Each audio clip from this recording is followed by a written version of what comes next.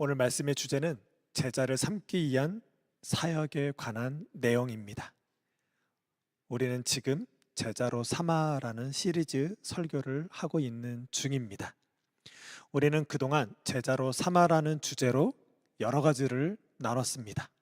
첫 번째, 예수께서 이 세상에 오셔서 유일한 게 남기신 것이 뭐라고 했죠? 바로 제자라고 했습니다. 어쩌면 예수께서 이 땅에 오신 것이 제자를 남기기 위해서 오셨다라고 해도 과언이 아닐 정도로 제자만 남기셨습니다. 부동산을 남겼거나 어떤 업적을 남기거나 어떤 과학 기술을 남기지 않으셨습니다. 오직 제자만 남기셨습니다. 그러면 그 남기신 제자가 무엇일까요? 제자란 바로 부활의 증인이었습니다. 가룟 유다가 죽고 가룟 유다를 대신할 그 12명의 제자를 완성할 그 제자를 뽑을 때 마띠아가 선출됐습니다. 마띠아가 선출될 때 마띠아가 제자로서의 그 기준이 될 만한 조건은 부활의 증인이었습니다. 그리고 세 번째, 언제부터 제자를 삼을 수 있게 됐는가입니다. 우리는 이것을 가지고 요한계시록 20장을 통해서 또 말씀을 나눴습니다. 또 예수께서 우리에게 지상 명령, 제자를 삼으라고 할 때 땅에 있는 모든 권세가 내게 있다, 하나님 아버지께 내게 주어졌다라고 말씀하셨습니다. 그 권세가 있게 된 때, 예수 그리스도께서 이 땅에 오신 때 그것을 아는, 그 권세를 아는 것이 굉장히 중요하다고 말씀을 드렸습니다. 그 권세를 믿고 우리는 제자를 이 땅에서 삼는 것이기 때문에 그렇습니다. 그리고 무엇으로 제자를 삼을 수 있는가에 대해서 말씀을 나눴습니다. 그것은 성령의 권능입니다. 예수가 하나님의 권세자로서 그 예수 그리스도의 십자가 부활 생명을 믿는 우리에게 성령이 임하셔서 너희가 성령을 받고 권능을 가졌다 할 때 그 권능이 무엇인지를 알아야 그 권능을 행사하는 것이 곧 제자된 행위라고 말씀을 드렸습니다. 그리고 지난주에 제자의 사명을 이룰 수 있는 유일한 방법은 뭐라고 했죠? 바로 예수님을 사랑하는 겁니다. 네가 나를 사랑하니? 네가 나를 사랑하니? 네가 나를 사랑하니? 네, 주님 사랑합니다 라고 했을 때 예수님께서 내 양을 먹이라, 치라, 먹이라라고 하셨습니다.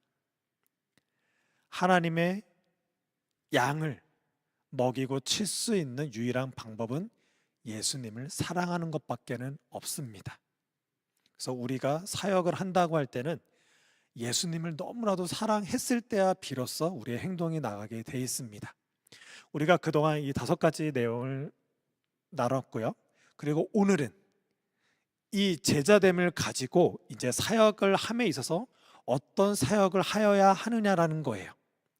이 제자로 삼는다라고 할 때 이 제자로 삼아, 헬라어로는 주 동사, 주체적인 동사로 되어 있습니다. 그리고 3가지 동사가 이 제자를 삼는 것에 수식하는 것으로 되어 있습니다. 가라, 세례를 베풀라, 가르쳐 지키게 하라 입니다. 그렇습니다. 오늘 말씀의 주제, 제자를 삼기 위한 사역, 가서 세례를 베풀고 가르쳐 지키게 하라입니다. 우리 먼저 가라를 볼까요? 가서 누가 가는가요? 성경에서는 예수님께서 제자들을 둘씩 보내서 전도하도록 하게 했습니다. 그들에게 더러운 귀신을 제어하는 권능을 주시고 이 권능에 대해서는 분명히 말씀을 드렸습니다. 세상 권세를 짓밟으신 예수 그리스도의 능력을 따라서 입혀진 권능이 무엇인지 우리가 아는 것이 굉장히 중요하다라고 했습니다. 두 번째, 그럼 어디로, 왜 가야 하는 것일까요? 그것은 바로 어디로 가느냐? 예수의 양이 있는 곳으로 가는 거고, 왜 가냐? 그곳에 예수의 양이 있기 때문에 그렇습니다. 사도행전에 보면 사도 바울이라고 있습니다. 사도 바울은 유대 기독교인들을 잡아서 감옥에 가두는 사람이었습니다. 그런 그가 다메섹에서 예수님을 만났습니다. 예수님을 만난 사도 바울을 향해서 아나니아가 준비되어 있습니다.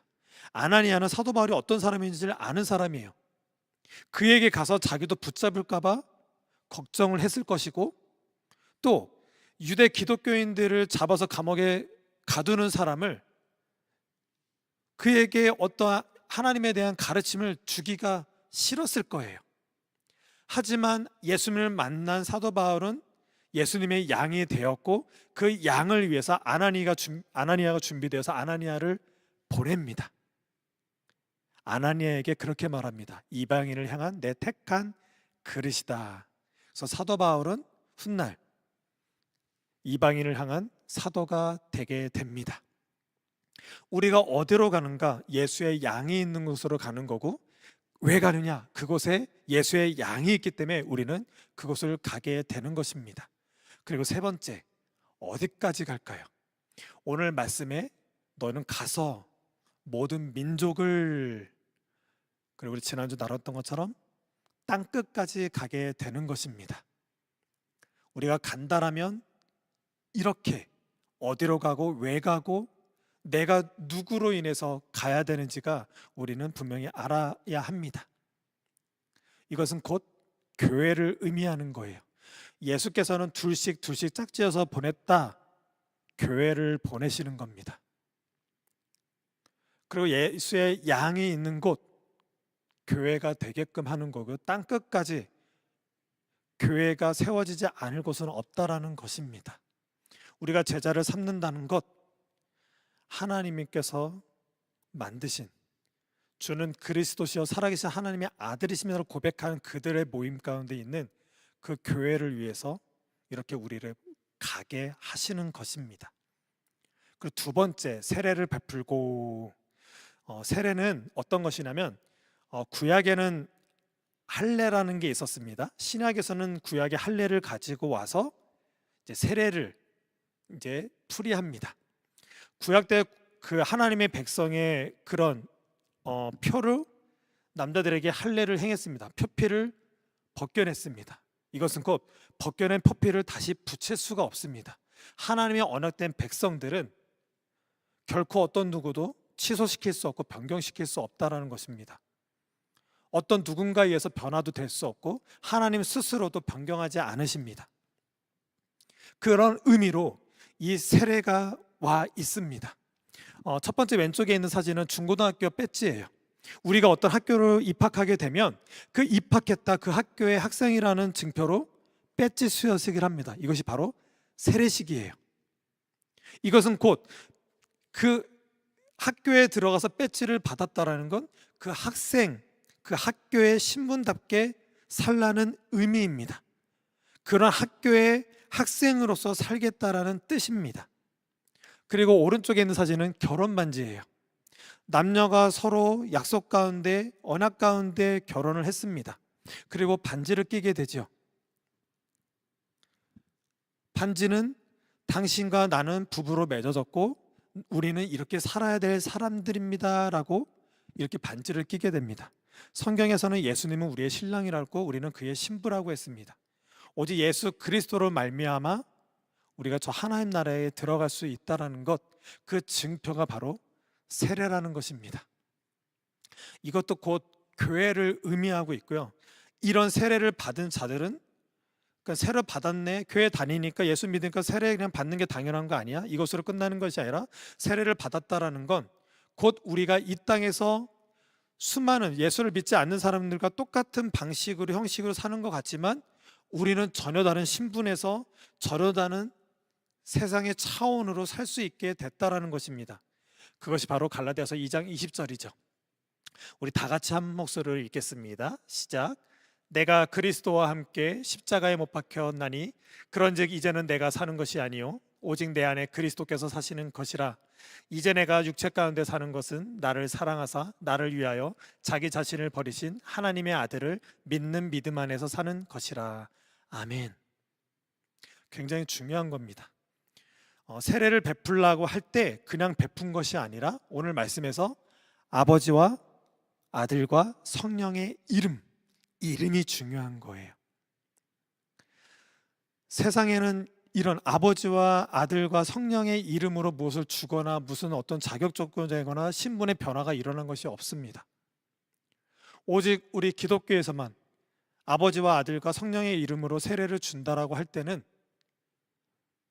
이 땅의 삶의 기준이 아니라 하나님 나라 차원에서 살 때 누구와 사느냐가 굉장히 중요합니다. 우리는 세례를 받았다 할 때는 하나님과 연합되고 삼일체 하나님과 일치된 존재가 되었다라는 게 가장 큰 의미입니다. 우주 모든 만물을 만드셨고 또 죄악 가운데 떨어진 우리를 구원하신 삼일체 하나님과 함께할 수 있는 것, 그 하나님과 연합하여서 참된 삶과 생명을 누릴 수 있다라는 것, 그것이 세례입니다. 그래서 세례를 우리는 가볍게 여기지 아니해야 될 것입니다. 세 번째, 가르쳐 지키게 하라. 이것은 계속 반복했습니다. 부활의 증인입니다. 우리가 교회에 다닌다는 것, 부활의 증인이고, 교인이 되었다라는 것, 부활의 증인이고, 제자를 삼는 나는 부활의 증인이고, 제자를 삼았을 때 그도 부활의 증인이 되게끔 하는 것, 이것이 가르칠 것이고 가르쳐 지키게 할 것입니다. 가르치다, 지키다, 부활의 증인, 이 두 단어, 이 문장에 같이 나타나 있습니다. 이것을 위해서 교회는 존재하는 것입니다. 그래서 제자를 삼아라. 제자를 왜? 교회에 있습니다. 너희는 참된 교회가 되어라. 예수 그리스도는 각 개인을 불러서 예수를 믿게 했지만 나중에 구원하실 때는 교회의 구원을 명하십니다. 그래서 우리가 구원 받았다라고 하고 우리가 속해 있는 교회의 공동체의 구원을 하시는 예수 그리스도가 어떤 분인지를 아는 것, 그 하나님을 아는 것과 삼일체 하나님과 함께 연합되고 일치된 삶으로 살고자 하는 것, 이것이 곧 제자를 삼는 것이요 제자를 삼기 위한 교회됨이 여기에 있습니다. 오늘은 제자를 삼기 위한 사역, 곧 교회의 사역에 대해서 말씀을 나눴습니다. 우리 모두는 함께 가기를 바랍니다. 그리고 세례를 베푸는 사람이 되길 바라고, 또 가르쳐 지킬 수 있는, 가르쳐 지키기 위해서 성경은 날마다 묵상하면서 읽고 그 말씀에 그렇게 말씀하시고자 하는 하나님의 마음은 무엇일까? 그 마음을 헤아려 그 마음에 합한 자로 살 수 있는 우리 모두가 되었으면 좋겠습니다. 마지막으로 오늘은 끝으로는 저를 위해서 기도해 주시길 바라겠습니다. 얼마 전에 저희 아버지가 돌아가셨고 이제 장사를 이제 지내는 기간에 옛날 제가 청년 때 그 동생이 왔었습니다. 그 동생과 이런저런 이야기를 했었고 그 가운데 저희 아버지가 병상에서 세례식을 했다라는 얘기를 했습니다. 그 말을 하자마자 제 그 동생이 하는 얘기가, 형, 내가 목사를 가장 부러워할 때가 언제인 줄 알아? 이러는 거예요. 언젠데? 목사가 부러울 때가 있어 너가? 그 친구도 원래는 신학을 하려고 했던 친구인데 그 친구의 하는 사업이 너무 잘 됐어요. 너무 잘 돼가지고 신학은 안 하고 있는데 그 친구가 지금도 그래요. 자기가 목사가 가장 부러울 때가 세례를 줄 때라는 거예요. 그때 뭔가가 크게 왔었어요. 제가 여러분들께도 이렇게 막 문자로 보냈었는데 그때 큰 사명을 좀 더 깨닫게 됐고 저를, 제 자신을 좀 더 치는 그런 순간이 됐었습니다. 나 세례 주는 사람이지. 그 친구가 계속 그러는 거예요. 다른 사람한테 세례를 줄 수 있고 다른 사람에게 세례를 줄 수 있는 위치가 되어 있다라는 게 나는 가장 부러워 형, 그러는 거예요. 복음을 전하고 자기가 하나님을 전해도 세례를 줄 수는 없는데 목사는 할 수 있잖아 이러면서 너무 부러워하는 거예요. 그래요. 저는 그런 사람인 거가 맞는 것 같아요. 제가 목사가 되고 아버지를 통해서 첫 세례식을 했는데 지금 너무 세례식을 계속 하고 싶어요. 날마다 하고 싶고 매년 하고 싶고 많이 하고 싶고 많은 사람에게 세례를 베푸는 사람이 너무 되고 싶어요. 그래서 그 전에 제자를 삼아야겠죠. 계속 그렇게 가서 세례로 베풀고, 세례를 베풀었다라는 그 의미가 무엇인지, 제자됨이 무엇인지, 교회됨이 무엇인지를 또 삼일체 하나님과 연합되고 일치되는 삶을 사는 것이 무엇인지, 구원이 무엇인지를 계속 말할 수 있는 목사가 되기를 원하니 저를 위해서 계속 그렇게 세례식을 할 수 있는 목사가 되게 해달라고 기도를 해줬으면 좋겠습니다. 우리 모두 오늘 말씀처럼 제자를 삼기 위해서 가시길 바라겠습니다. 주께서 양들을 준비하고 계십니다. 우리는 어딘지 누군지 모르니까 계속 씨를 뿌릴 수밖에 없는 거죠. 그리고 그들로 하여금 복음을 전해서 세례를 받을 수 있도록, 세례를 받는 그 어마어마한 영광 속에서 그들이 기쁨을 누릴 수 있도록, 그리고 그 가운데서 하나님을 계속 주야로 묵상하며 기뻐하며 가르침을 받고 또 그 믿음 가운데서 믿음을 지켜낼 수 있는 그런 자들이 계속해서 생겨날 수 있도록 우리 교회가 그렇게 있기를 바라고, 그런 교회가 되기를 예수님의 이름으로 축복합니다. 기도하시겠습니다.